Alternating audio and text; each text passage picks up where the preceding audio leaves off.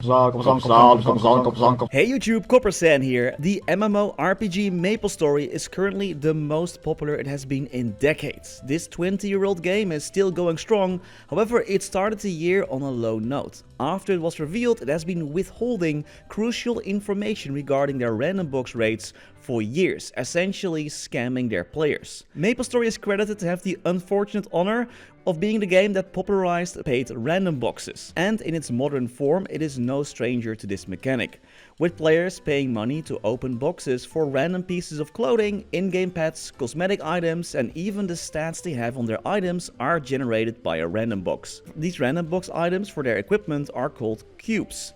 Equipment items can have additional stats called potential that can be rerolled by applying a cube, which costs either real money to purchase or the in-game currency, depending on the server that the player is in. Items their potential can be rerolled to a higher tier, from rare to epic, epic to unique, and unique to legendary.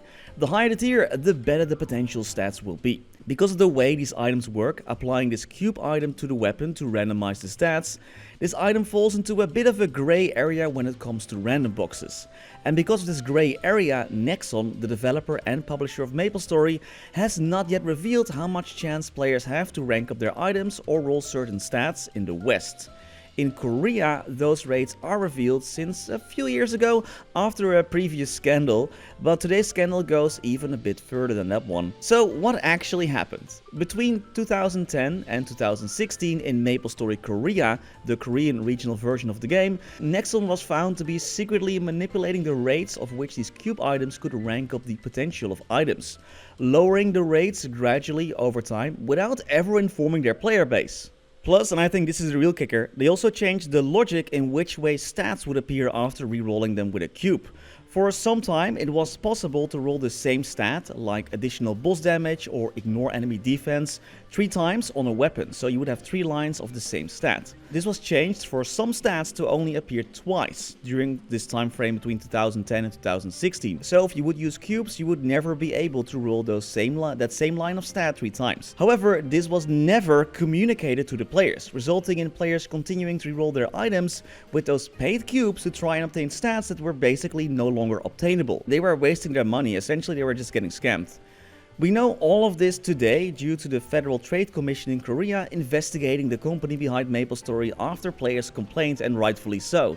They have found the company guilty of purposefully withholding this information from their players and have fined the company for 11 billion won, which equates to about $8.9 million. FYI, MapleStory has made over $5 billion in its lifetime, so I don't think Nexon is too worried about this small fine. And there's more. Earlier today, a livestream was done by 2 higher-up Nexon employees to apologize for the mishaps. According to their reasoning, the changes were made for balancing purposes.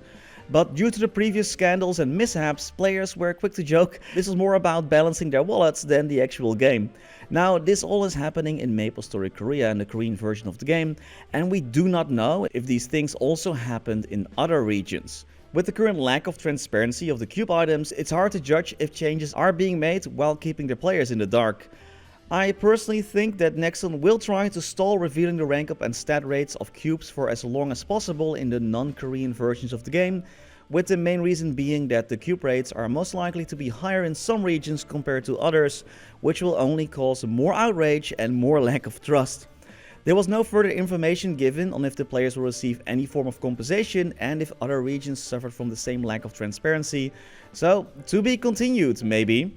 And that was all I had for today. Thank you all so much for watching, you're all amazing, and as always, special thanks to our members for making these videos possible. Special thanks to Niels de Coninck, Raar maar waar, Sebastian Hanoy, Jesus Rodriguez, Kalimora, Wiley, Riser Are BackSpaceOTI, Ziggy Historycanon, Saffronyx, Flidiot, Knifesu, Cloudfix, Surtito655, Michael Menchaca, Ryalias, Afterlord, Betrayal1489, Silvio Nato, Striker Elk, Tidal One Fun, Victor Sundstrom, Mathias Simonsson, Mr. Anark, Benon Games, The Passenger, Kani Wu, Max Bernhardt, Mukau1017, BNB King, Scotty Flies Fast, Gabriel Eck, Fecko, Vake Botnet, Dante Victory, Mathinu Def, Snack HBG, Only, Lord Vasil, Spats the Kaiser, That Archie Guy, Louis Bento Brandau, Snufflepop, Tails Cursepet, The Wolf Drake, Gaberwolf, Live Love MapleStory, Kali, Duckfoos, Quinn, Migu, Sir Otter,